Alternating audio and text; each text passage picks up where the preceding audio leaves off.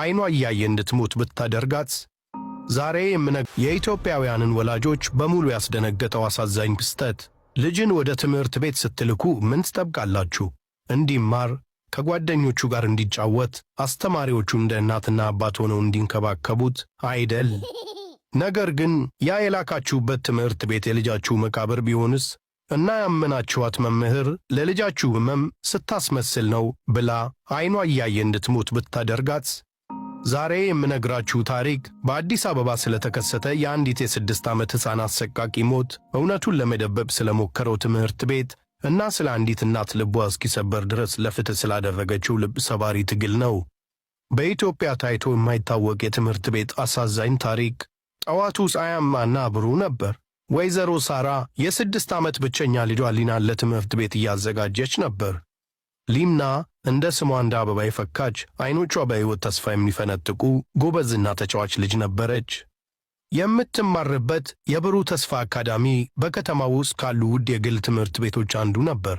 እማዬ፣ ዛሬ አዲስ ነገር ልንማር ነው አለች ሊና የትምህርት ቤት ቦርሳዋን በጀርባዋ እያስተካከለች።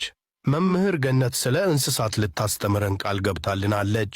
ሳራ የልጇን ግንባር ስማ፣ ጎበዝ የኔ ማር፣ ትምህርትሽን በደንብ ተከታተይ እሺ ብላ ሸኘቻት። ልጇ እየዘለለች ወደ ትምህርት ቤቱ ቅጥር ግቢ ስትገባ ሳራ በፈገግታ ተመለከተቻት። ልጇን ለመጨረሻ ጊዜ በሕይወት እያየቻት እንደሆነ ፈጽሞ አላሰበችም ነበር። በክፍሉ ውስጥ ትምህርት ተጀምሯል። መምህር ገነት ስለ አንበሳና ስለ ዝሆን እያስተማረች ልጆቹ በጉጉት ያዳምጣሉ። ከሰዓታት በኋላ ግን የሊና ፊት ቀስ በቀስ መገርጣት ጀመረ። ሆዷን የሆነ ነገር ልክ እንደ ጩቤ ይሰማት ጀመር። እጇን አወጣች። መምህር፣ ሆዴን በጣም አሞኛል አለች በደከመ ድምፅ። መምህር ገነት ከጥቁር ሰሌዳው ላይ ዞር ብላ በትዕግሥት ማጣት ተመለከተቻት። ሊና፣ አሁንም ጀመርሽ። ትላንት ደግሞ ራሴን አሞኛል ብለሽ ነበር። ዝም ብለሽ ትምህርትሽን ተከታተይ። ሊና እጇን ከሆዷ ላይ አድርጋ ሕመሟን ለመቻል ሞከረች። ነገር ግን ሕመሙ ከደቂቃ ወደ ደቂቃ እየጨመረ ሄደ። ፊቷ በላብ ተጠመቀ፣ ሰውነቷ መንቀጥቀጥ ጀመረ። ከጎኗ የተቀመጠችው ጓደኛዋ ቤቲ የሊናን ሁኔታ ስታይ ደነገጠች። መምህር፣ ሊና በጣም እያማት ነው፣ ፊቷ ነጭ ሆኗል። መምህር ገነት በንዴት ጮኸች። ቤቲ፣ አንቺም ዝም በይ፣ ሊና ስታስመስል ነው፣ ትኩረት ለመሳብ ነው የምታደርገው። አሁን ከክፍል አስወጣሻለሁ። ሊና ሕመሙን መቋቋም አልቻለችም።